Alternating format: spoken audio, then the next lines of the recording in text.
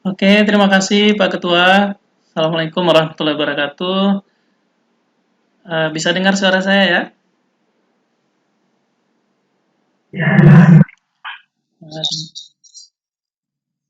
Terima kasih karena diberi kepercayaan untuk bergabung. Sedianya dari Pak Azhari tadi sudah lengkap, jadi saya bisa tidak perlu mengisi sebenarnya ini.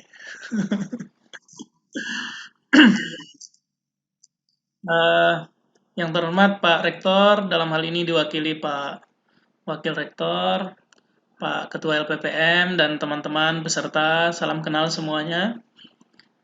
Mohon izin saya berbagi pengalaman sedikit dengan teman-teman terkait dengan hibah-hibah penelitian maupun pengabdian masyarakat.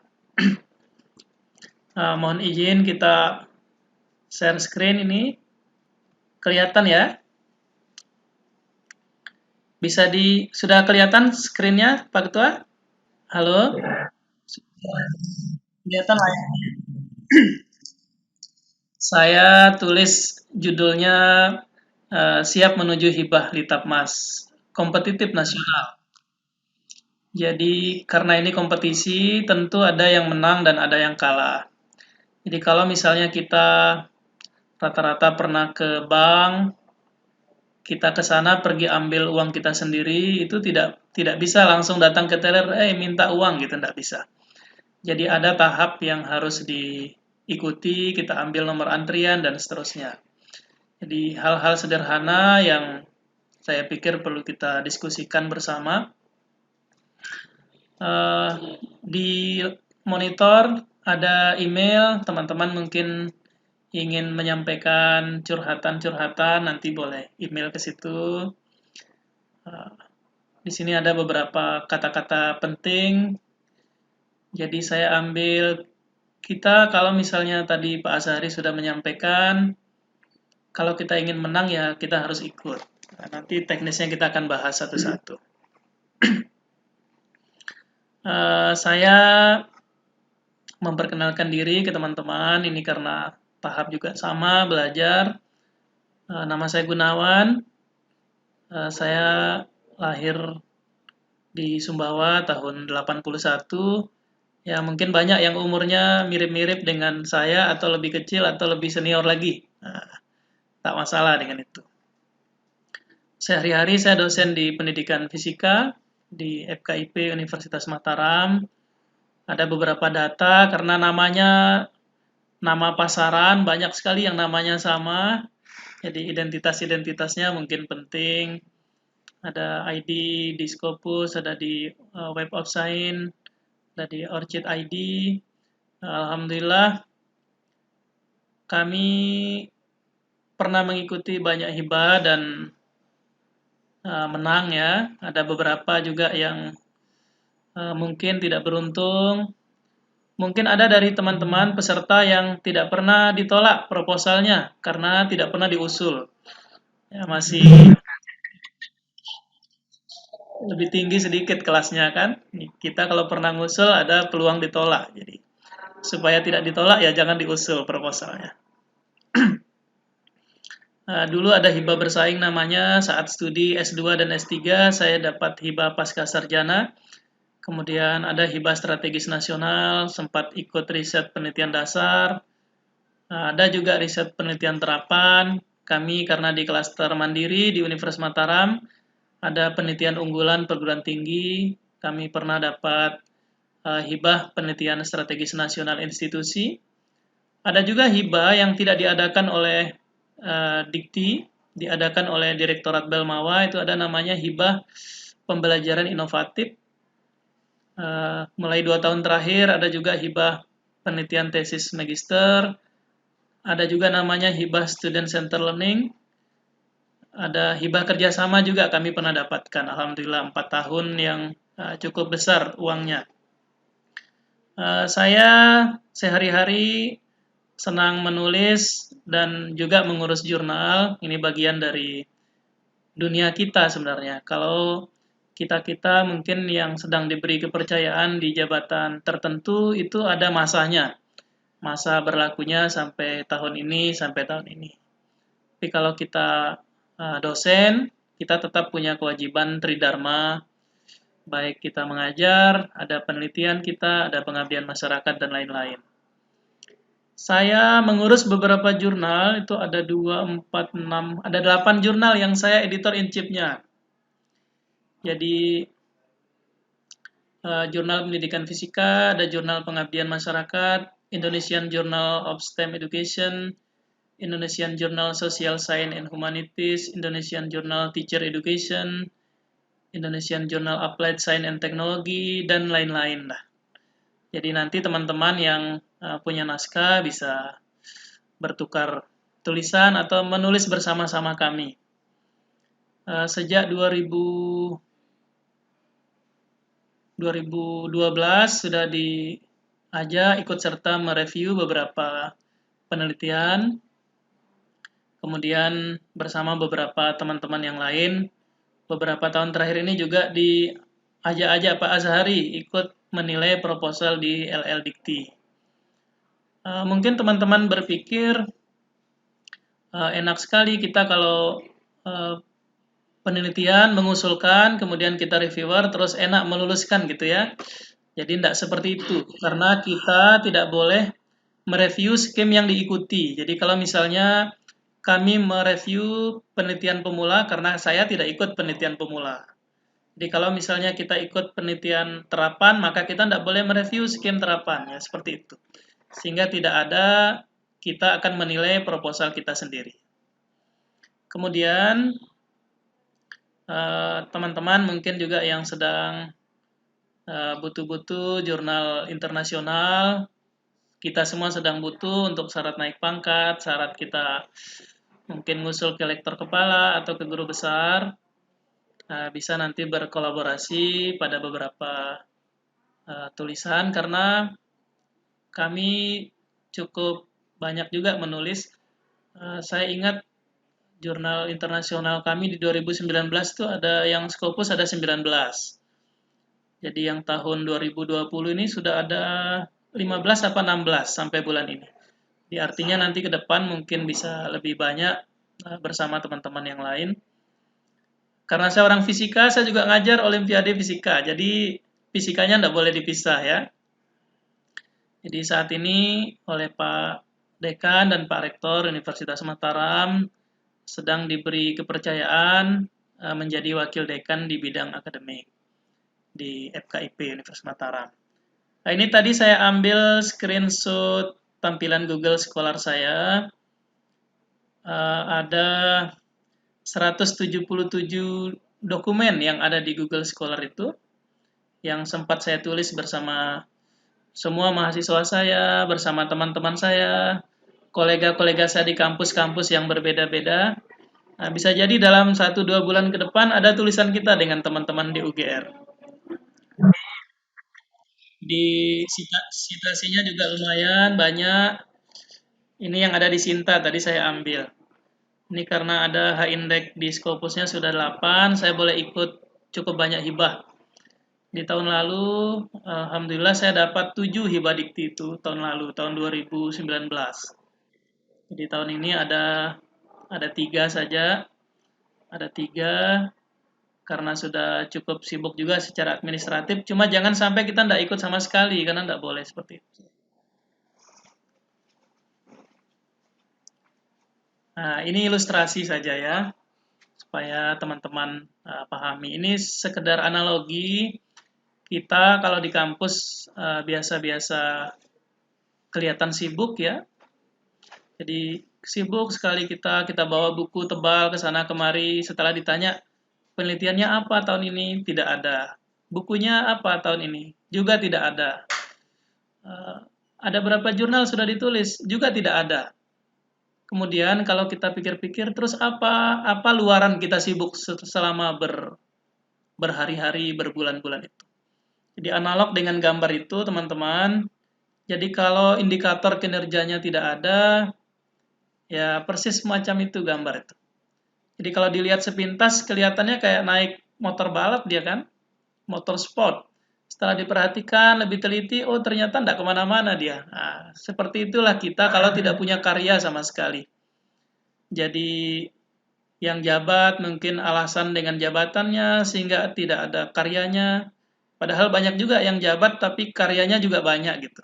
Jadi yang kita harus saling support, saling ingatkan supaya ke depan lebih baik. Ini tadi seperti yang Pak Azhari sampaikan, jangan belum apa-apa sudah, oh saya ikut enggak, nanti ditolak, kalau ditolak seperti apa, nah, enggak usah dipikirkan itu.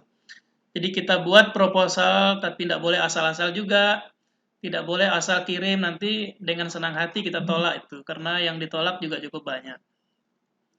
Jadi kita ambil uang sendiri saja ada aturannya, apalagi ini mau minta uang negara, jadi tentu ada ketentuannya. Ini yang akan kita diskusikan nanti secara teknis tahap demi tahap ke belakang. Apa saja syarat dosen yang boleh dapat hibah dikti itu? Jadi yang pertama, dosen baru boleh dapat hibah dikti itu jika statusnya masih hidup.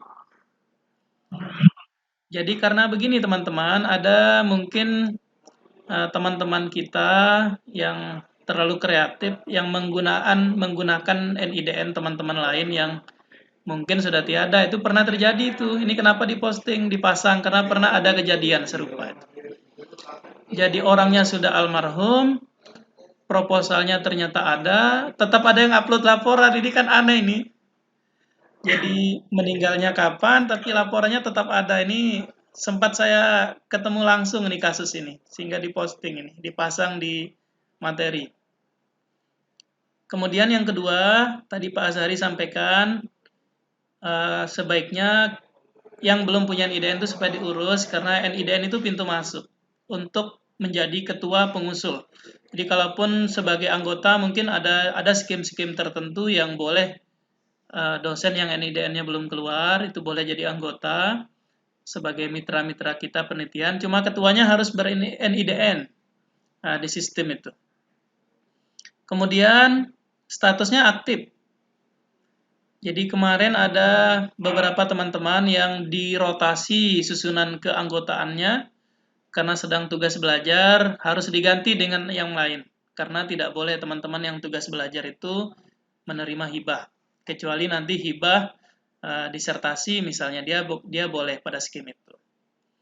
Kemudian harus taat dengan aturan bagaimana mengusulkan setelah dapat dana apa kewajiban luaran, bagaimana cara melapor, kapan deadline dan seterusnya itu harus taat. Kemudian yang paling penting yang boleh dapat itu tentu yang buat usulan. Jadi kalau tidak dapat, tadi Pak Azhari sampaikan kalau tidak ngusul ya pasti tidak dapat.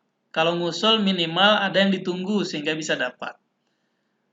Tapi teman-teman perlu dipahami kalau persentase misalnya seperti skim PDP itu peluang untuk dapatnya besar sebenarnya.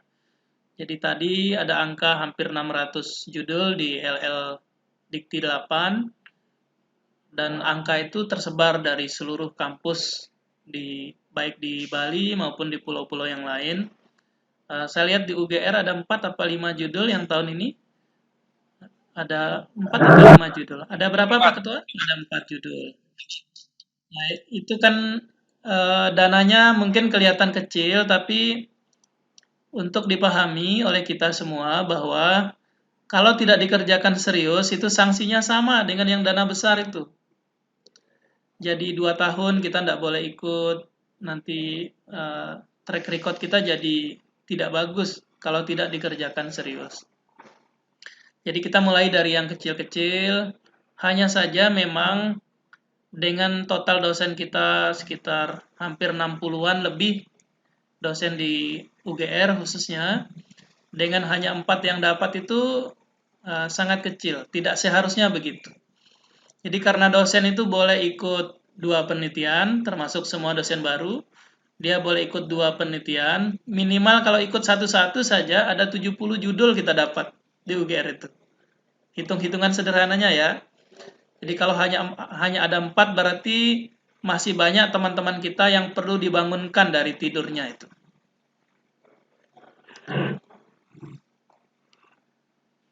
Apa yang dilakukan agar dapat hibah dikti? Jadi yang pertama, kita harus baca panduan. Jadi karena setiap tahun itu beda-beda. Termasuk tadi misalnya disampaikan bagaimana judul, ada jumlah kata di abstrak, ada jumlah kata di latar belakang, ada jumlah kata di metode, dan seterusnya. Itu ada ketentuannya. Sehingga kalau misalnya itu tidak dibaca, membuang waktu kita mengusulkan karena peluang untuk ditolak besar. Jangan lupa teman-teman, kita ini sedang ikut kompetisi. Tidak semuanya menang. Ada yang dilepas, ada yang menang, dan ada yang kalah. Ada yang berhasil didanai, ada yang harus diminta bersabar dulu. Seperti itu. Kemudian yang kedua, jangan hanya dibaca panduan itu. Kita harus memutuskan bahwa kita ingin ikut hibah tahun ini. Jadi, setelah kita putuskan ikut hibah, kita harus lihat juga aturannya, kita boleh ikut hibah yang mana. Nah, karena sebagian besar teman-teman dosen pemula, kita bisa mulai ikut skim pemula, atau satu lagi kita ikut skim penelitian kerjasama perguruan tinggi. Itu bisa diikuti oleh kita yang pemula, yang NIDN-nya mungkin baru-baru keluar itu bisa ikut dua hibah itu. Kemudian kita juga mulai membentuk tim peneliti. Jadi kalau ada kita masing-masing ikut dua judul silang-silang dengan teman-teman misalnya, nah nanti kita pilih. Jadi anggotanya kita harus pertimbangkan kenapa kita pilih dia, bidang keahliannya apa, sehingga judul kita saling menguatkan dengan dia. Saya ambil contoh, saya buat salah satu usulan dengan salah seorang senior saya. Beliau pengajar di FKIP Unram, mengajar evaluasi pembelajaran.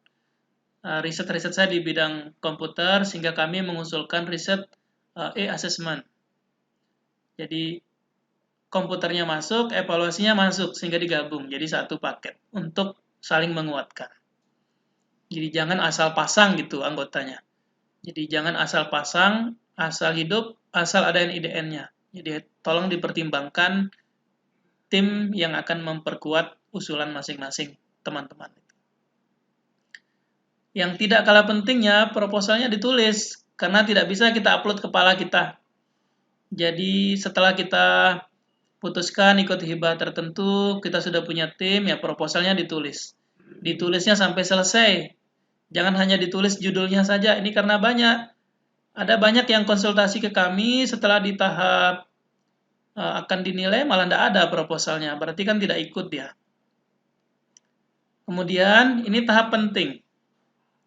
Setelah kita menyelesaikan proposal, ada tahap kita memeriksa kembali proposal itu.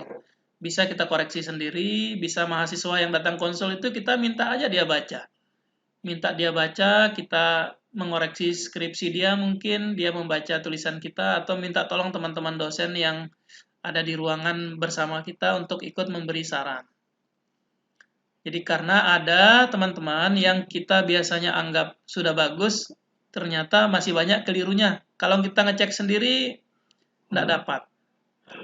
Jadi ini harus dilakukan. Berikutnya itu harus dikirim ke sistem. Jadi proposalnya jadi, kalau masih ada di laptop saja, tidak akan dapat dana itu. Dia harus dikirim ke sistem. Di Simlitapmas tadi Pak Azhari sudah tayangkan. Nah ini yang terakhir, kita harus banyak-banyak doa. Nah, bila perlu banyak-banyaklah sedekah setelah upload itu. Apa yang perlu disiapkan oleh teman-teman semua? Pak Ketua, saya bisa dapat info di UGR sudah cukup banyak yang lektor ya? Yang jabatan fungsionalnya lektor.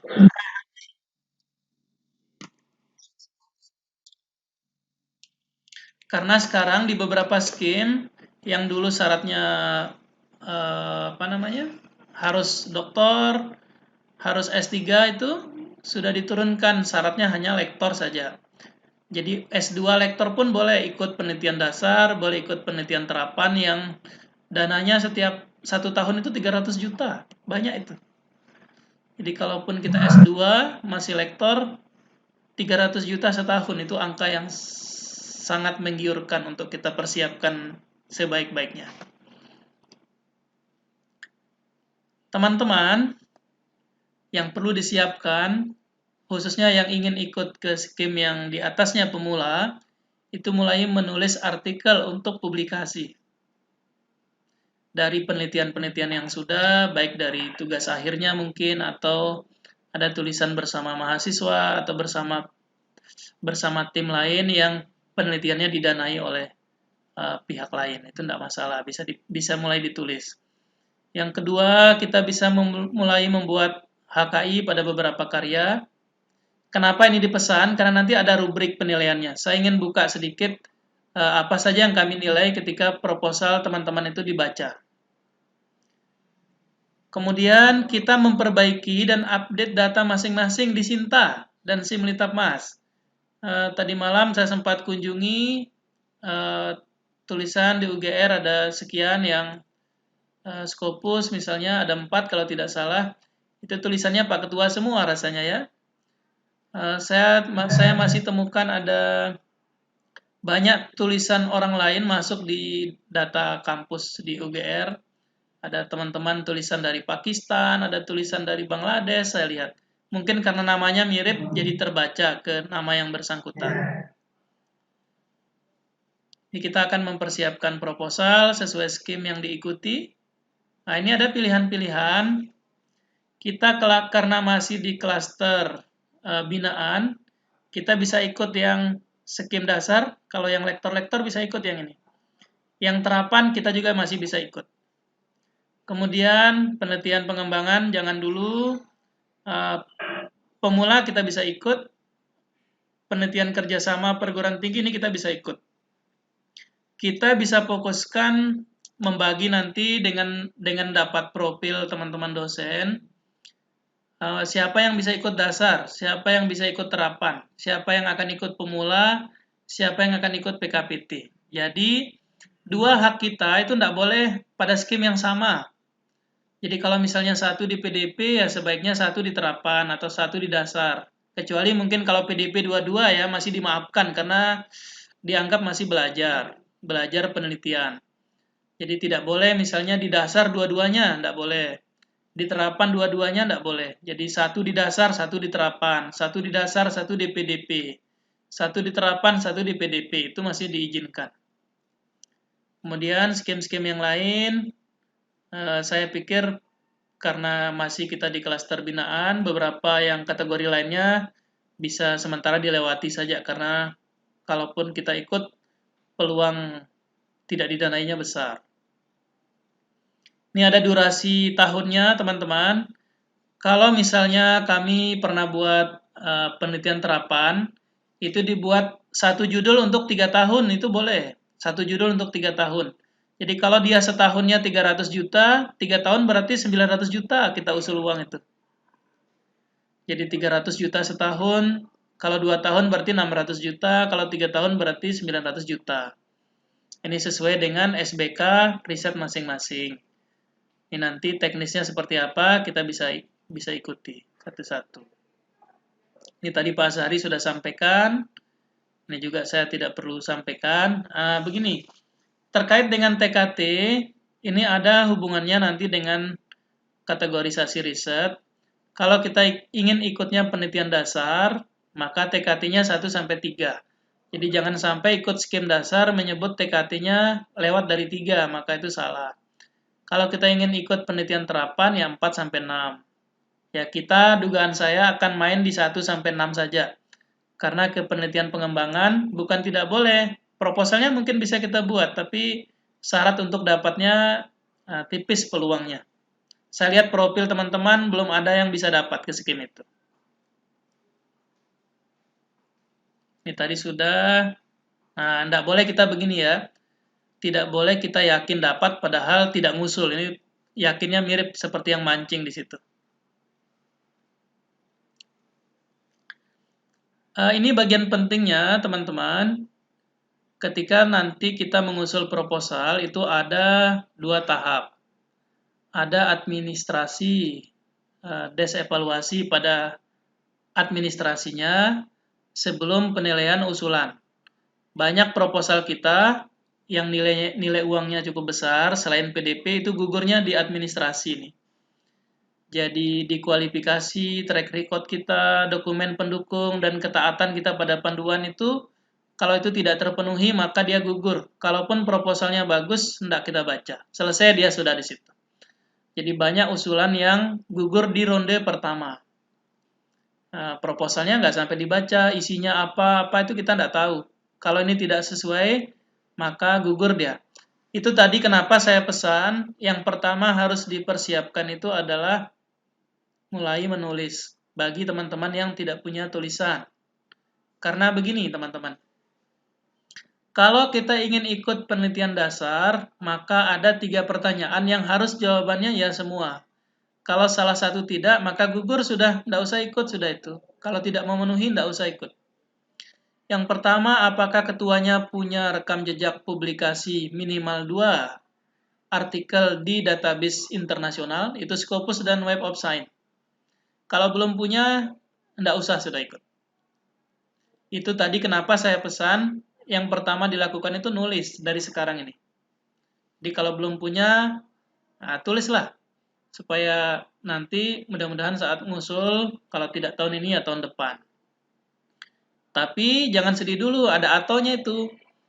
Kalau di internasional belum ada, jurnal nasional terakreditasi. Tapi Sinta 1-2 ya. Sinta 3 ke bawah enggak pakai. Kalau kita punya artikel 1 internasional, 1 nasional, nah sudah 2. Atau 2-2 internasional, atau 2-2 nasional, Sinta 1-2. Sinta 1 itu kan sama dengan Scopus juga dia. Jadi Sinta 1 itu rata-rata sudah terindeks Scopus. Sebagai penulis pertama dan atau corresponding author. Jadi kalau tulisan kita banyak, tapi hobinya ikut saja jadi anggota, itu belum masuk kategori ini. Jadi kalau belum punya tulisan di sini, kalau belum punya, cek dirinya masing-masing, maka tidak perlu ikut penelitian dasar dulu. Karena pasti gugur di ronde pertama. Kita tidak akan baca proposalnya. Kasihan teman-teman capek begadang kalau proposalnya pasti ditolak, kan rugi kan? Nah, kecuali ini saya mau nyumbang, nih mau dapat masukan, nah boleh lah. Tapi yang pasti, kalau itu terjawab tidak, maka proposalnya ditolak. Yang kedua, setelah punya publikasi, URL artikelnya harus ada, linknya itu. Jadi tidak boleh lagi artikel-artikel cetak yang tidak ada online-nya. Kalau misalnya tadi di nomor 1 itu jawaban ya, di yang kedua ini jawabannya tidak, sama nasibnya. Sama-sama gugur di ronde pertama. Baru ada pertanyaan yang ketiga, apakah sesuai panduan jumlah kata yang tadi Pak Azhari sebutkan itu. Kalau tidak sesuai, ya sama, nasibnya sama. Itu tadi alasan kenapa saya pesan teman-teman yang pertama dilakukan itu mulai menulis dari sekarang. Karena kalau ini tidak dipenuhi, percuma proposal itu. Penelitian terapan. Ini yang 300 juta juga sama ini. 300 juta setahun. Banyak duit itu. Jadi kalau kita sudah lektor, S2, lektor sudah boleh ikut menjadi ketua. Dengan catatan terpenuhi yang ini. Ketuanya aja ya, anggotanya tidak masalah. Anggotanya itu boleh yang muda-muda itu. Jadi ketuanya yang penting ini, sehingga kita harus tahu siapa yang akan kita pasang yang bisa dijual namanya sebagai syarat supaya lolos des evaluasi awal. Apakah ketuanya punya rekam jejak publikasi? Minimal 2 ya, tidak boleh 1, harus ada 2. Nanti cek tulisan masing-masing. Kalau masih 1, tidak usah ikut skim ini. Percuma, tidak dapat dia. Ada URL, sama yang ketiga itu ada mitra calon pengguna. Ini penting disampaikan supaya tidak sia-sia. Jadi tadi ada saran, ada tahapan yang bisa dilakukan sebelum mulai di-upload, teman-teman tolong ukur dirinya dulu. Oh, saya sudah bisa ikut yang ini, saya sudah bisa ikut yang ini. Kalau tidak bisa, tidak usah. Nanti kita ikut yang mungkin kita ikuti saja. Nah, teman-teman semua, saya pikir ketika nanti kita ikut PDP atau PKPT itu 100 juta dia. 100 juta setahun, boleh dia 2 tahun. Jadi 100 juta dari situ ada luaran publikasi, maka kalau itu dapat, kita bisa jadikan itu sebagai syarat ikut ke hibah yang lebih tinggi. Jadi harus ditata dari awal, kalau tidak begitu tidak bisa. Tadi kenapa saya tidak menyarankan kita ikut penelitian pengembangan? Lebih berat dia. Minimal 5 artikel. 5. 2 saja belum tentu selamat, ini mintanya 5. 5 artikel. Jadi kalau misalnya sudah yakin, sudah punya 5, ya boleh silakan dicoba. Lain-lainnya sama seperti yang tadi. Nah ini PKPT, ini teman-teman, PKPT ini yang peluang kita ikut. Semua dosen baru yang punya NIDN bisa ikut ini. Termasuk yang NIDN-nya sudah baru-baru keluar itu boleh ikut. Di PKPT itu pengusul itu ada dua kategorinya. Ada namanya ketua pengusul TPP, kemudian ada TPM. TPM itu mitra. Mitra kita harus bermitra dengan dosen peneliti di kampus lain. Nanti dicek tidak hanya doktor, kita harus mencari mitra yang minimal sudah punya 5 publikasi sebagai penulis pertama. Kita harus akui bahwa tidak semua doktor memenuhi syarat untuk ini, karena tidak semuanya punya publikasi 5. Jadi nanti bisa kontak teman-teman yang dikenal, mungkin dosen-dosen yang dikenal. Ada catatannya ya, tidak boleh mitra kita itu dari kampus tempat kita kuliah terakhir.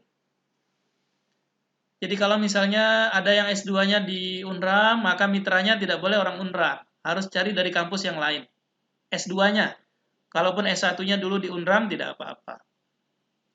Jadi, TPM itu kategorinya itu.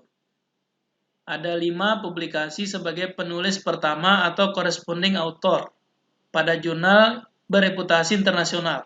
Nyari yang ini kan susah ini. Jadi harus dicari dari sekarang. Alhamdulillah kemarin banyak saudara-saudara kita kampus di Bali, di Lombok, sampai di Pulau Sumbawa, di Bima, di Sumbawa juga cukup banyak yang dapat PKPT. Di Taman Siswa ada beberapa judul dapat. Masa saudara-saudara kita di Bima bisa, kita yang di Lombok tidak bisa. Ini kan perlu jadi penyemangat kita supaya semangat gitu. Nanti pada skim ini yang penting teman-teman cari mitra itu yang sesuai kategori ini. Jadi bisa cek di Sinta atau di Scopusnya masing-masing. Oh ini ada yang bidangnya sama dengan saya dari kampus tertentu yang publikasi Scopusnya sudah ada 5. Dan 5 itu di depan ya, bukan anggota. Mungkin ada yang publikasinya banyak tapi anggota semua, itu tidak masuk. Kemudian kita boleh memilih mitra itu dari klaster perguruan tinggi yang lebih tinggi dari TPP. Nah, jadi kalau misalnya teman-teman di UGR ingin bersama, ada mitra kita di Hamsan Wadi, itu bisa karena mereka sudah madya. Atau dengan yang di Undikma, Universitas Pendidikan Mandalika, yang di Mataram, itu juga sudah boleh karena mereka sudah klaster utama. Jadi seperti itu. Tidak boleh dengan sesama klaster binaan, harus dengan klaster yang lebih tinggi. TPM tidak berasal dari kampus yang sama, apalagi sama kampusnya, tidak boleh. Termasuk tadi saya ingatkan, tidak diizinkan kita mitra dengan kampus dulu tempat kita kuliah terakhir. Jika salah satu di antara pertanyaan-pertanyaan yang tadi terjawab tidak, maka proposalnya selesai sudah. Tidak akan dinilai ke tahap berikutnya. Tidak ada penilaian judul, tidak ada penilaian abstrak, tidak ada penilaian masalahnya, metode, tidak ada. Itu selesai. Tidak akan dibaca pokoknya. Selesai sudah, nasibnya di situ dia. Tamat. Nah, ini sekedar ilustrasi ke kita semua. Jangan sampai kita kelihatan sibuk bekerja, tapi kalau orang yang tahu, dia bisa menilai kita, oh ternyata kita kelihatan bodohnya gitu. Jadi ini kan kalau dipegang bagian panas itu, bagian panas. Kalau di solder bagian itu kan kalau sedang kerja kan panas banget itu. Jadi kalau dia betul-betul kerja, pasti tidak pegang pada bagian yang itu. Ini juga sama, serius baca padahal kebalik bukunya. Nah, itu. Jangan sampai seperti itu. Ini sama dengan identitas yang tadi. Ini bagian yang penting, teman-teman. Ini perlu saya sampaikan. Setiap skim itu ada proporsi skornya. Jadi kalau misalnya kita penelitian dasar, rekam jejaknya nilainya 40, substansinya 40%. Penelitian terapan juga sama, penelitian pengembangan juga sekitar itu 30-70. Nah, kalau kita penelitian pemula karena dianggap baru belajar, rekam jejaknya boleh tidak ada karena penilaiannya seluruhnya di substansi. Untuk yang akan ikut PKPT, nanti teman-teman itu ada penilaian rekam jejaknya, sehingga sebaiknya kalau ada penelitian sebelumnya, kalau belum ditulis, dipublikasikan, karena ada lumayan nilainya 15%. Nanti 85%-nya itu untuk penilaian substansi.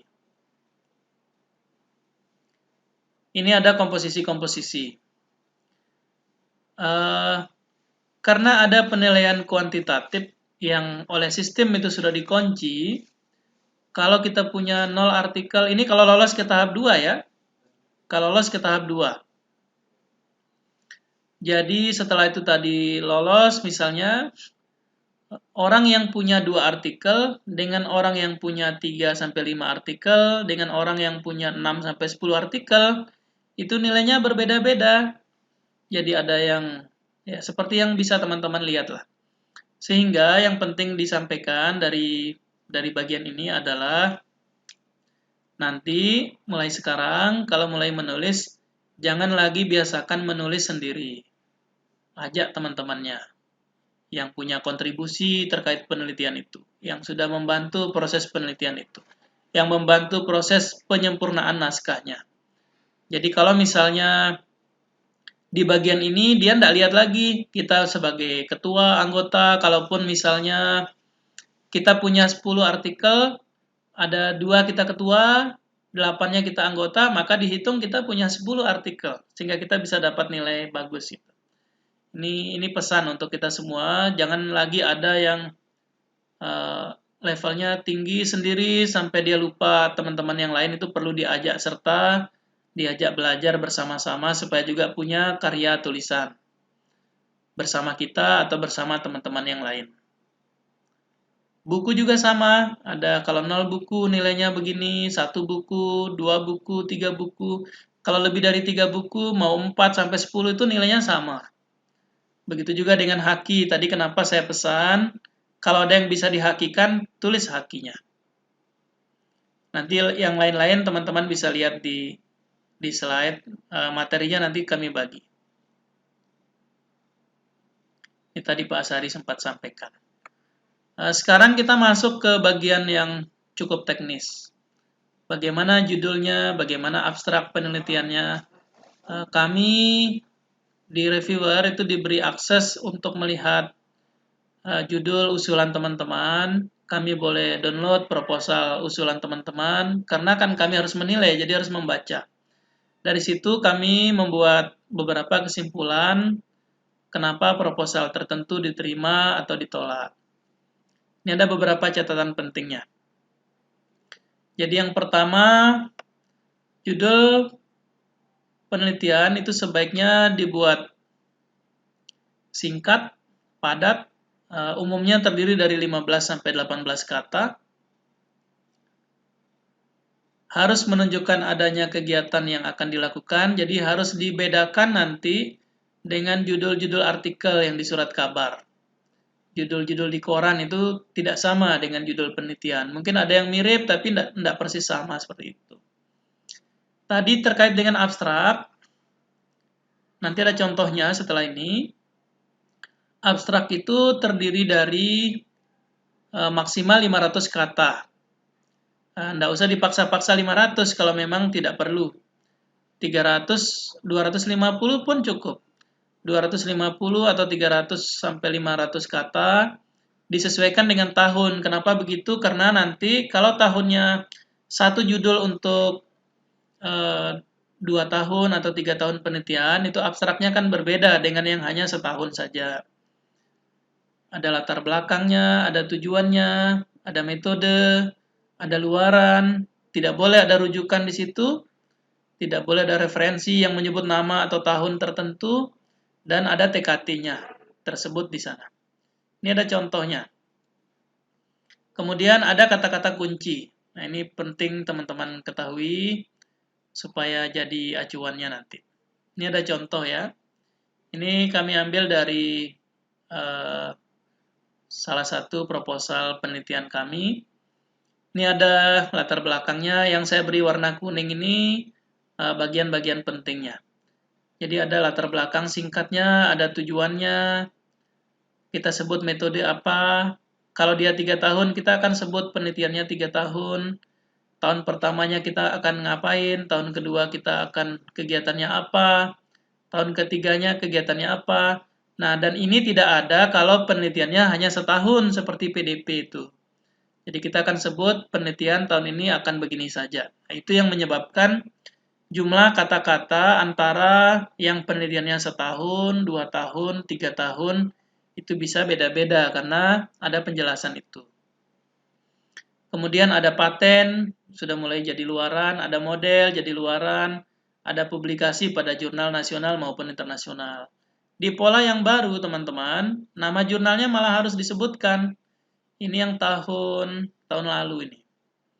Jadi ada latar belakangnya, ada tujuannya, metode penelitiannya, tahun pertama, kedua, ketiga, ada TTG luarannya, seminar internasional kalau kita sebut, maka dia harus ada di abstrak.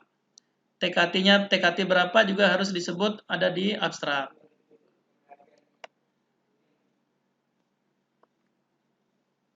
Jadi tadi karena ini masuk penelitian terapan, kita tulis penelitian ini TKT 4 pada tahun pertama dan TKT 6 pada tahun akhir dari 3 tahun itu. Jadi harus ada di abstrak. Jadi ini yang tadi dimunculkan oleh Pak Azhari. Ini untuk menunjukkan identitas penelitian yang kita lakukan. Oh, berarti ini penelitian terapan. Kalau kita merencanakan ada buku ajar, kita tulis ada luaran tambahannya buku ajar. Kalau kita akan seminar, kita sebut akan seminar. Nah, itu ada di abstrak. Itu yang menyebabkan beberapa proposal-proposal teman-teman itu tidak masuk. Karena abstrak ini bagian yang pasti dibaca. Abstrak itu harus dipersiapkan ekstra, komponen-komponennya ada semua karena dipersiapkan dengan ekstra. Pasti dibaca dia, pasti dinilai tahap ini. Kemudian ada komponen-komponen penting, ini tadi kalau di PDP itu kalau tidak salah 500 kata, seperti yang tadi disampaikan. Ada beberapa komponen yang harus ada di latar belakang, teman-teman. Bidang ilmu kita, kalau saya orang fisika, fisika itu ilmu yang mempelajari apa, kita akan sebutkan. Kemudian kita harus menjelaskan fakta yang menunjukkan ada masalah dengan argumentasi-argumentasi kita. Kenapa kita milih variabel itu untuk diteliti, kenapa kita mengusulkan solusi tertentu, kenapa kita pilih materi tertentu. Kalau kita ada di lokasi, maka kita akan menyebut juga kenapa kita pilih lokasi itu. Itu ada semuanya di latar belakang. Kemudian, ini sama seperti tadi, ini untuk memperkuat saja. Masalahnya apa, kita harus sebutkan. Kenapa dianggap masalah, harus ada alasannya apa. Kenapa harus diselesaikan argumentasi kita seperti apa. Jika tidak diselesaikan, apa yang akan terjadi. Bagaimana metode cara kita menyelesaikan, itu kita juga harus menjelaskan. Mengapa kita pilih cara itu, yang tadi sempat ada di slide sebelumnya. Kemudian, apa ada yang pernah mencoba, di sini ada referensi-referensi. Nah, 7 pertanyaan ini sebaiknya ada di latar belakang kita. Jadi kalau misalnya kita jawab, maka dia akan jadi latar belakang yang bagus.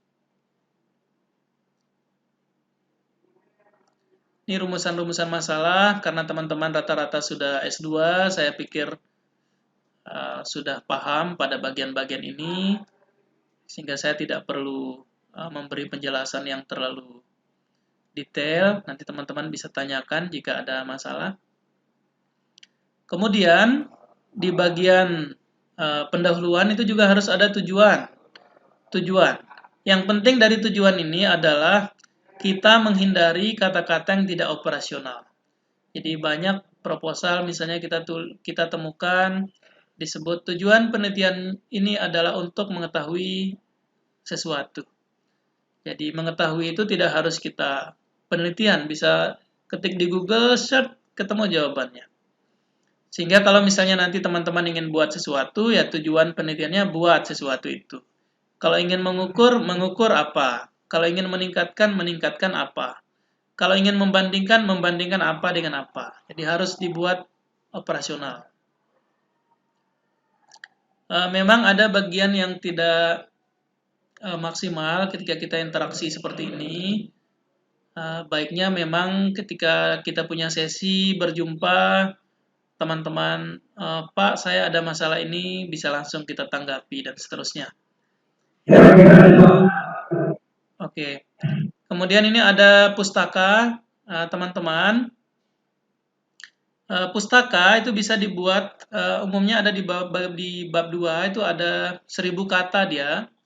Di bagian pustaka itu nanti kita bisa tulis satu paragraf itu dari literatur semua, atau pendapat kita semua, atau digabung. Nah, yang gabungan ini lebih baik. Disarankan ada pendapat kita, ada dukungan literatur. Ada literatur, ada pendapat kita di bawahnya.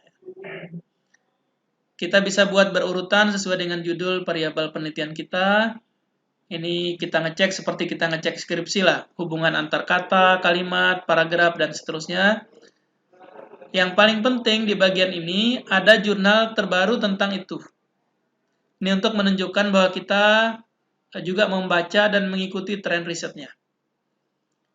Jadi jangan sampai misalnya kita menjanjikan jurnal internasional, ternyata tidak ada satupun jurnal internasional yang kita rujuk. Itu kami tidak percaya itu. Di bagaimana mungkin orang bisa menjanjikan menulis di jurnal internasional, padahal dia sendiri tidak pernah membaca tentang itu. Tidak ada sitasi pada jurnal tujuannya di dalam proposal dia.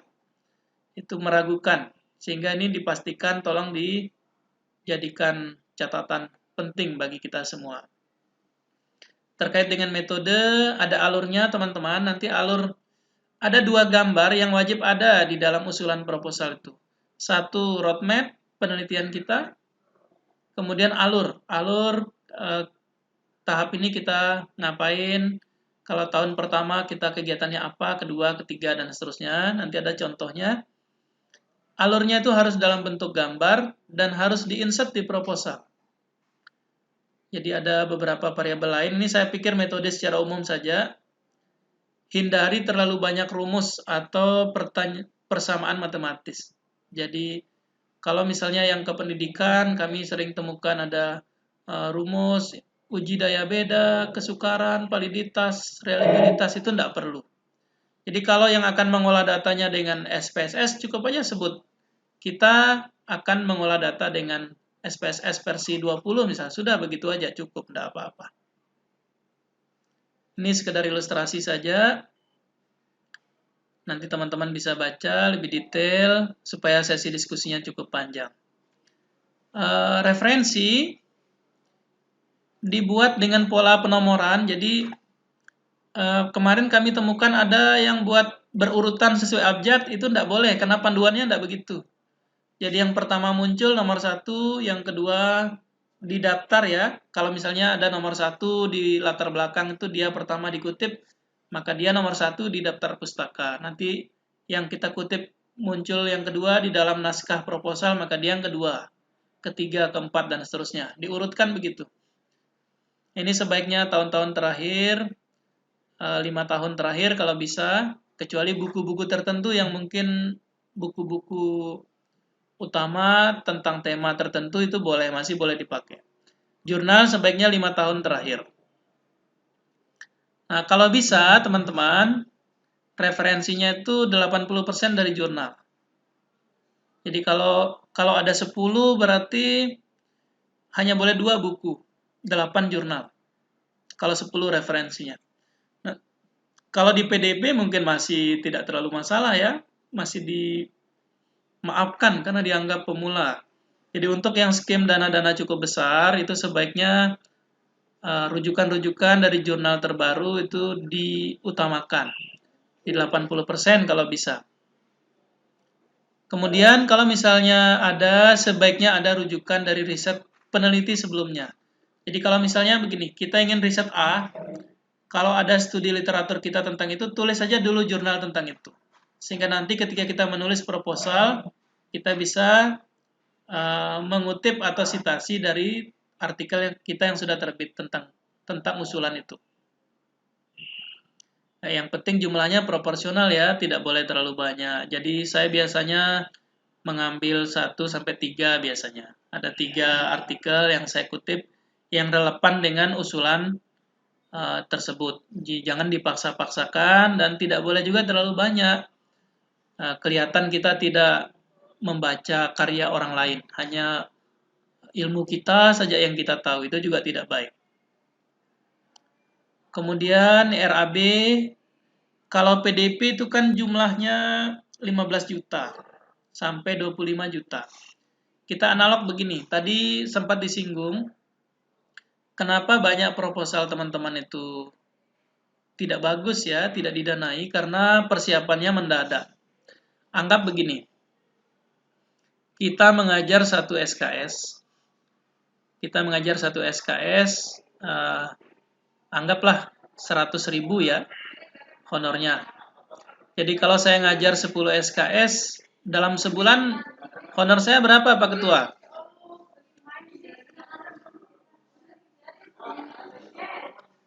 Jadi kalau satu SKS misalnya saya ngajar 100.000, kalau 10 SKS sebulannya kita dapat 1 juta apa 4 juta ya?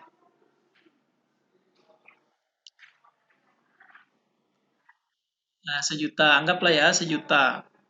Kita ngajar 10 SKS, dapatnya 1 juta. Contoh saja nih. Kemudian kalau misalnya kita ngajar selama setahun, kita akan dalam 10 bulan, itu kan ada 2 bulan mahasiswa libur. Maka kita akan punya uang 10 juta.